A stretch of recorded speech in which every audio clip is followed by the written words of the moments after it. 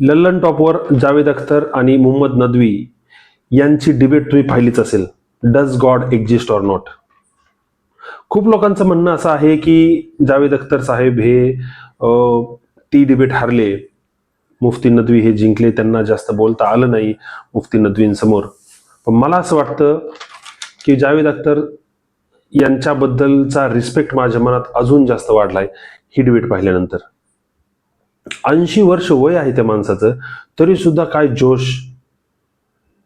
आणि हा त्यांच्या समोर बसलेला एक मॉडर्न 21व्या शतकातला आत्ता शिक्षण चालू असलेला मुलगा, आणि ऑफकोर्स त्याचं नॉलेज किंवा त्यांनी कित्येक आतापर्यंत डिबेट करून आलेला आहे, सायन्स ह्या सगळ्या गोष्टींचा अभ्यास करून येऊन सुद्धा त्याला जावेद अख्तर यांच्या इतकं लॉजिकल आन्सर देता आलेलं नाही.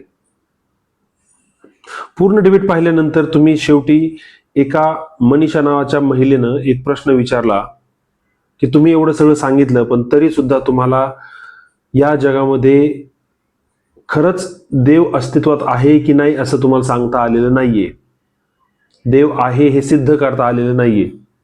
त्याचं उत्तर त्यांनी वेगळंच दुसऱ्याच बाजूला फिरवून, म्हणजे जवळपास त्यांनी सगळेच क्वेश्चन्स हे वेगळ्या दिशेला फिरवून दिशाभूल करण्याचा प्रयत्न केला.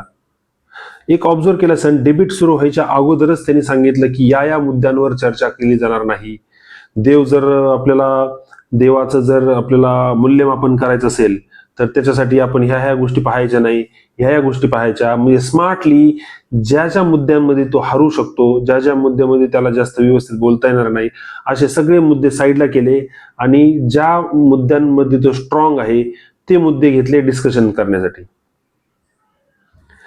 त्या डिबेटमध्ये जी ऑडियन्स आली होती त्या ऑडियन्समध्ये 80% जास्त ऑडियन्स ही मुफ्ती नदवी यांची फॉलोअर्स होते.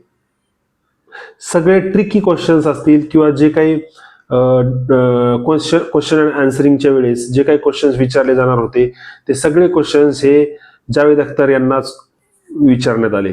1-2 क्वेश्चन जे काही असतील तुरळक ते क्वेश्चन मुफ्ती नदवी यांना विचारले. पूर्ण डिबेटमध्ये मला मुफ्ती नदवी यांचं बिहेवियर थोडंसं खटकलं. त्यांचे एक्सप्रेशन जर पाहिले त्यांची खूप चिडचिड होत होती.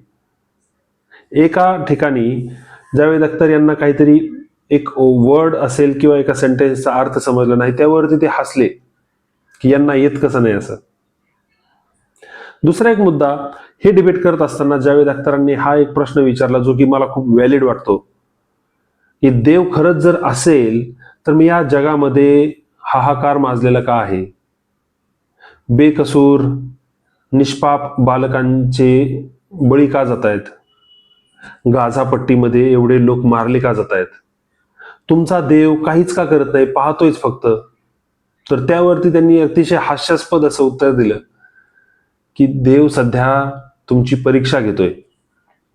एखाद्या शाळेमध्ये जसं परीक्षेमध्ये एक्झामिनर तुम्ही चुकीचे आन्सर लिहिले तरी सुद्धा काहीच करत नाही, तसंच देव सुद्धा तुमची परीक्षा घेतोय आणि येणाऱ्या काळामध्ये देव नक्कीच तुम्हाला त्याची शिक्षा दिली जाणार.